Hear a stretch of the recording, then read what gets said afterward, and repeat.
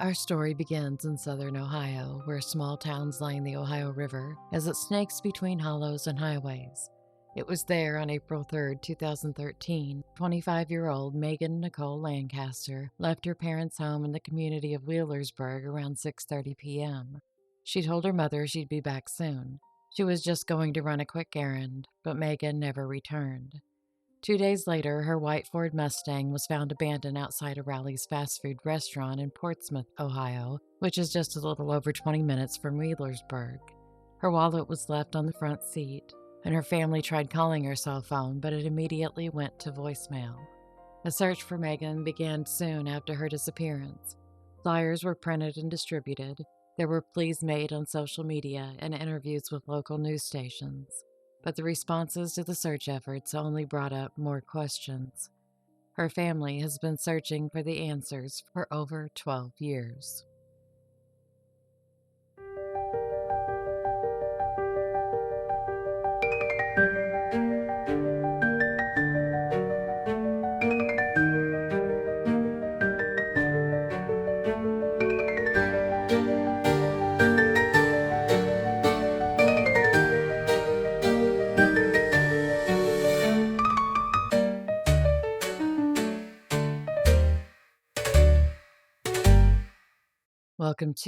Welcome back to the Agatha May Detective Agency. I am Agatha May, and I'm so glad you're joining me in this episode about Megan Lancaster. Megan was born on October 24th, 1987, and was a talented athlete during her high school years, earning a scholarship to Shawnee State University to play softball. However, she became pregnant during her junior year of high school, which led to the loss of her scholarship. Despite this setback, she continued her education at Shawnee State. Pregnancy wasn't the only setback that Megan experienced. She struggled with drug addiction and had turned to sex work to support her habit. Her son's grandmother was taking care of him, but she has said that Megan was in consistent contact with her family and always made sure to let her son know just how much she loved him. She wouldn't have left her family and son behind, not of her own accord. There are reports that on the evening that Megan left, she was going to meet a drug dealer. And when her car was found, the seat was pushed all the way back as though someone else had driven it. Megan was only 5'6", so it doesn't appear that it was her who drove her car last. Employees at the rallies where her car was found said they saw a white Chevy pull behind Megan that night and saw Megan get into the vehicle with the unknown person. Now, supposedly, the employees wrote down the license plate of the Chevy, but I have trouble believing that. I mean, why would they write down a license plate number of just some random car? And I couldn't find any reports that indicated that the person who had pulled up in the car was being suspicious. There was another alleged sighting of Megan around 1 a.m. at a gas station, and she seemed to be in distress. But I wasn't able to find any information as to who she was with or what vehicle she was in. 3 days after her disappearance, Megan's brother Jeremy and sister-in-law Katie received an anonymous phone call telling them that Megan was at a local motel. They went to the motel and Jeremy knocked on the room that Megan was supposedly in.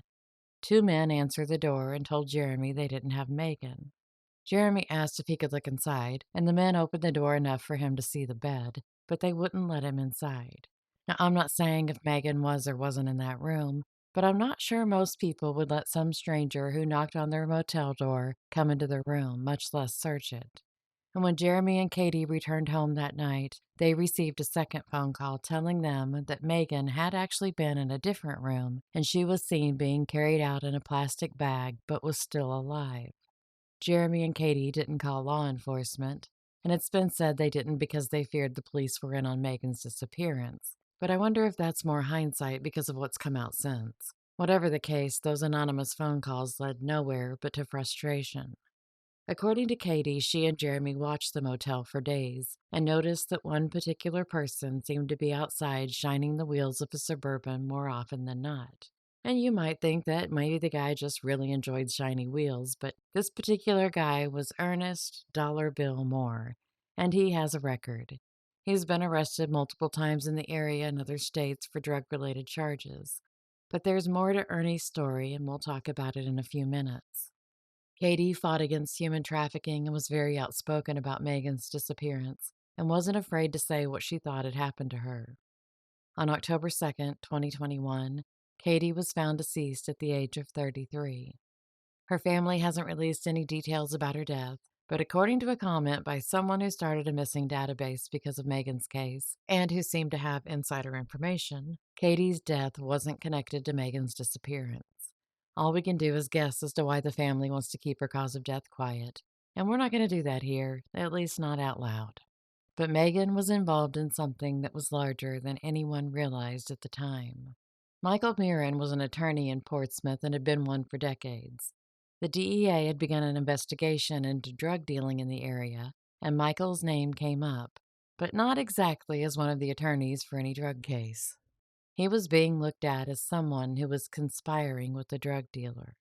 Michael was arrested on October 23, 2020, on one count of engaging in a pattern of corrupt activity, 3 counts of human trafficking, 5 counts of compelling prostitution, and 9 counts of promoting prostitution. Investigators allege that Michael exploited women who were addicted to drugs and facing criminal charges, but didn't have money for an attorney. He promised them lenient sentences in exchange for them participating in his prostitution ring, and this ring was supposedly going on for 15 years. So, how was he able to promise lenient sentences?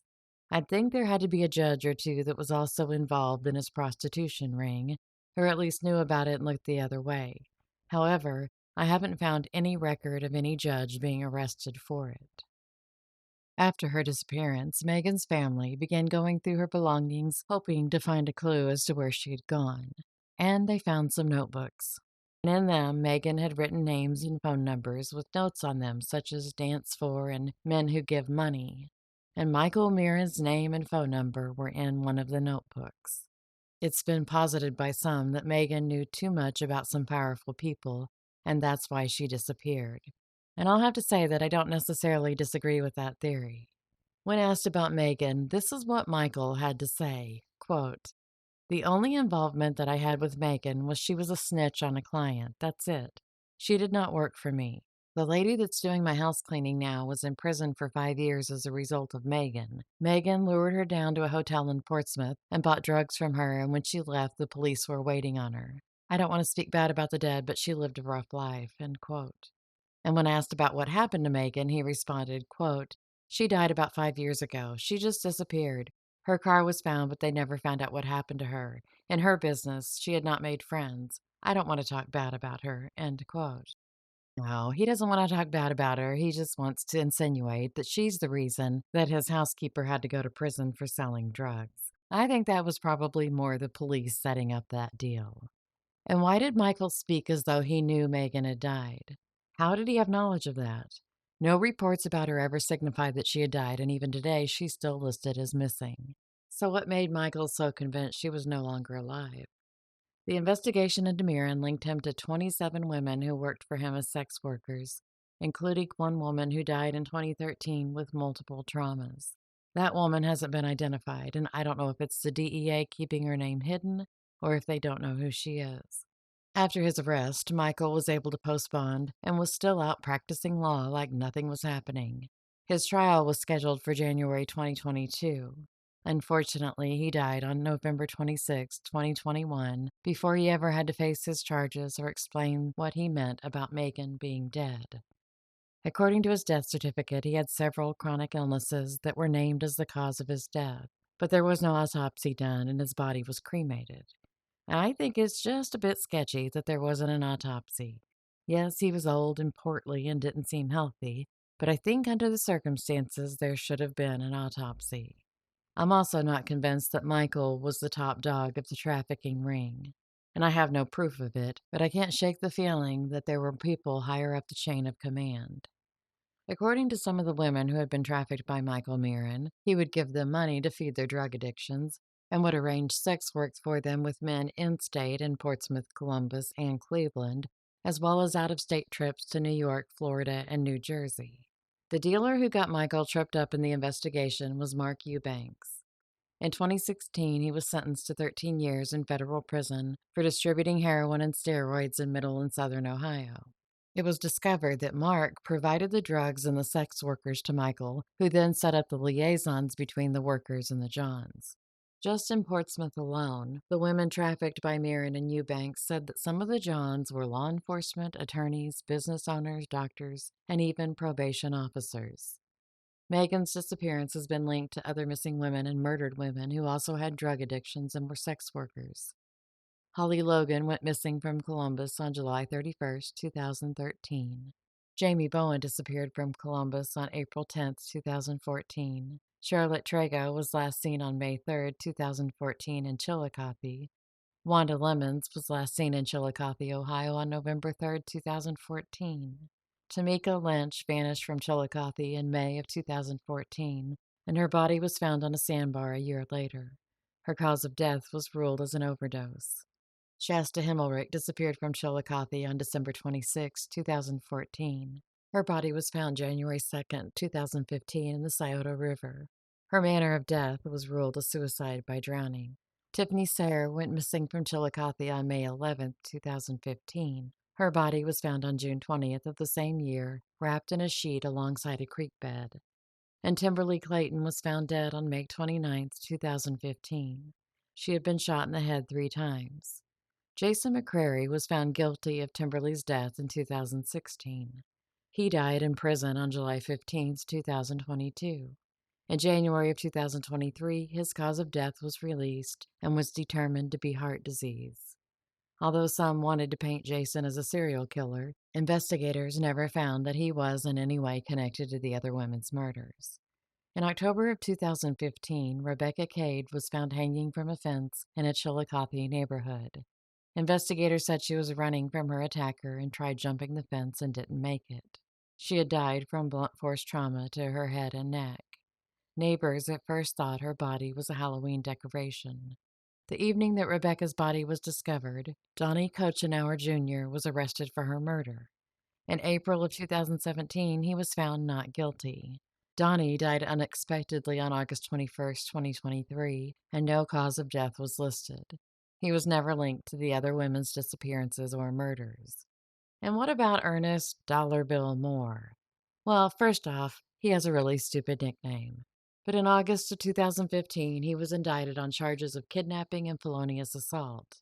Ernest had assaulted a man, tied him up, took him to a house where he then tortured him by beating and burning him. The man was able to escape and ran naked to a neighbor's house for help. The assault stemmed from a drug deal gone wrong. At the time, investigators said that although this particular incident was not connected to any of the other missing women, Ernie was considered a person of interest in connection to the missing and murdered women, particularly the disappearance of Charlotte Trago. Ernie was sentenced to 10 years in an Ohio prison, and while he was in prison, he was also federally indicted for trafficking heroin. He is supposed to be serving a 14-year sentence in federal prison, but I can't find him on the roster. I searched the Federal Bureau of Prisons website, and I can't find a single Ernest Moore that's currently being held as a prisoner. I also haven't found him listed as a prisoner in the Ohio prison system anywhere either. So where did Ernie go? I found a charge for him in 2020 out of Belmont County, Ohio for drug trafficking, but that case was dismissed. But I just can't find him anywhere. So did he get a deal and can't tell anyone about it? Did he go into witness protection? Where's Ernie? If anyone wants to try and find him, his full name is Ernest James Moore III. And in the Belmont County record, his first name is misspelled as Earnest. It seems as though there's a lot of deaths surrounding Megan's and the other women's cases. Not just the women who were found dead, but others involved in the case. And that raises all kinds of red flags for me. It might not seem like it should be, but as of 2023, which is the latest year that stats are available, Ohio was 7th in line in states with the highest number of human trafficking victims. From 2013 to 2022, Ohio law enforcement identified more than 1,700 potential victims and over 1,300 suspected traffickers. But there have been large trafficking rings busted in Sting since then. In 2024, a sting led to 132 arrests and 73 survivors being rescued. And in September of 2025, 135 people were arrested in a human trafficking bust, where 67 potential survivors were identified and several missing children were recovered. There have been other smaller trafficking ring busts as well in the past 2 years. And I will be the first to admit I know little to nothing about Ohio, but from what I've researched, there has been and still is a huge drug epidemic there. And it seems as though where there are drugs and women addicted to them, then there are more sex workers, which leads to more trafficking. What is sad is that a lot of these women are ignored by society. There are some who feel as though they're just getting what they deserve because that's what they get for being addicted to drugs. However, no one knows what their situation was before they became addicted. No one knows what it took to bring them from not being addicted to being addicted. And I don't know of anyone who wakes up one day, jumps out of bed, and says, "Hey, today's the day I'm going to become addicted to drugs. Woohoo!" There are some who boast that they would never become an addict because it's just as simple as not doing drugs. Well, I think it's great that there are people who have that inner strength or perhaps haven't been through the kind of trauma that others have. Some are even saying this while looking down their gin and tonic without realizing the irony that their particular drug kills more people in the US than illegal drugs do. I think we sometimes have a tendency to only view life through our own lens without stopping to think that other people's lenses are clouded and smudged and cracked, which causes their outlook on life to be distorted. Megan's life is as important as anyone's. She has family who loves her and friends who love her. She has a son who has had to do most of his growing up without his mother. She wasn't just another woman who made bad choices. She had hopes and dreams and was doing the best she could at the moment she disappeared, or more likely, when someone caused her disappearance. Someone knows what happened to Megan. If it's you, or if you have any information about her disappearance, even if you think it's something minor, please contact the Ohio FBI at 614-224-1183. And if you need to report suspected human trafficking in Ohio, you can call the Ohio hotline at 844-END-OHHT. Thank you so much for being here. I appreciate you all more than you know. And I'll be back soon with more true crime. I'm currently working on another episode of 12 Unsolved and another episode of Laced. I'll also be posting about the Mica Francis case as the indictment of John Paul Miller rolls along. Until next time, stay safe and be happy.